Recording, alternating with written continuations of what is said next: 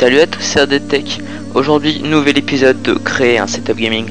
Dans cet épisode, on se concentrera sur les sièges de gamers. Avant que la vidéo ne commence, n'oubliez pas de vous abonner et de mettre un like, ça aide la chaîne à être vue. Et maintenant, passons à la vidéo.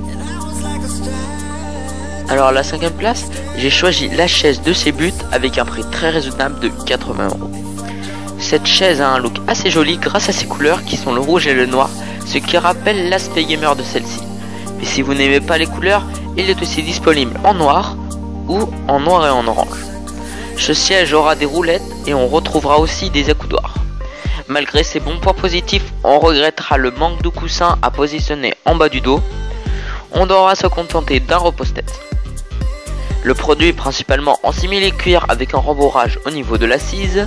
Je trouve aussi personnellement que les accoudoirs sont vraiment mauvais car ils sont fixés et arrondis, ce qui peut déplaire à certaines personnes.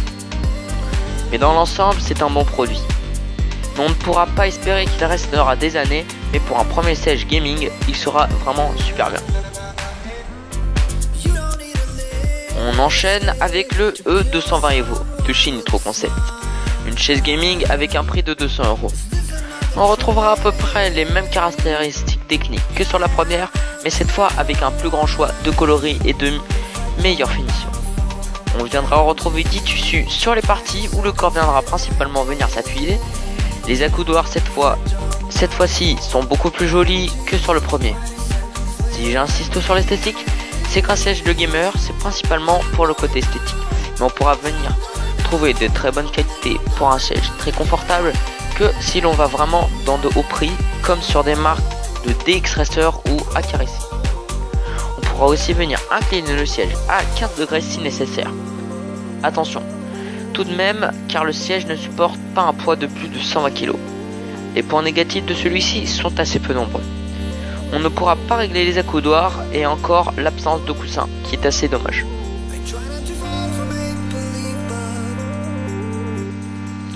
À la 3ème place, on passe sur de la qualité avec cette fois-ci le DX Racer Formula à 270 €. Pour moi, entre 200 et 300 €, c'est la moyenne à dépenser dans un bon siège de gamer. Celui-ci, comme d'habitude, est disponible dans de multiples couleurs, mais on a vraiment de bons points forts. On note une grande amélioration au niveau de la matière utilisée qui est principalement du simili-cuir. L'ajout de coussins au niveau de la tête et des lombaires pouvant être enlevés si besoin est vraiment un grand point fort.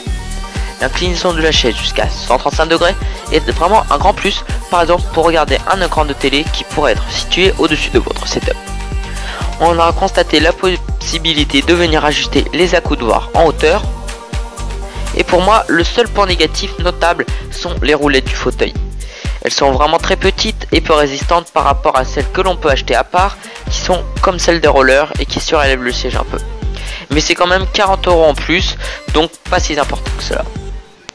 Après bien sûr, vous pourrez peut-être trouver d'autres chaises à ce prix, mais elles sont toutes un peu pareilles. Personnellement, DX Racer a une meilleure qualité de fabrication de ce que j'ai pu voir des avis.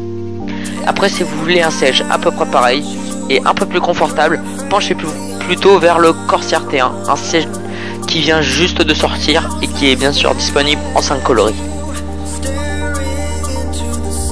Pour finir, j'ai pris le DX Racer RGB. Oui, un siège RGB, vous avez bien compris.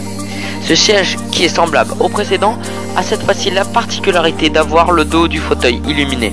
Vous pourrez donc choisir une couleur parmi celles disponibles. Mais je pense que le prix en fera reculer plus d'un. Il est annoncé au prix de 450 €. Mais la qualité de fabrication sera quand même au rendez-vous. Un point négatif est qu'il n'est pas fourni avec des roues de roller, dont je vous parlais avant, mais alors qu'il coûte quand même 200 € plus cher que l'autre. Alors voilà, la vidéo touche déjà à sa fin. J'espère que vous l'avez aimé. Comme d'habitude, n'hésitez pas à me dire ce que vous voudrez voir dans la prochaine vidéo dans les commentaires. Abonnez-vous, mettez un like et moi je vous dis c'était RDTech. À la prochaine, ciao ciao.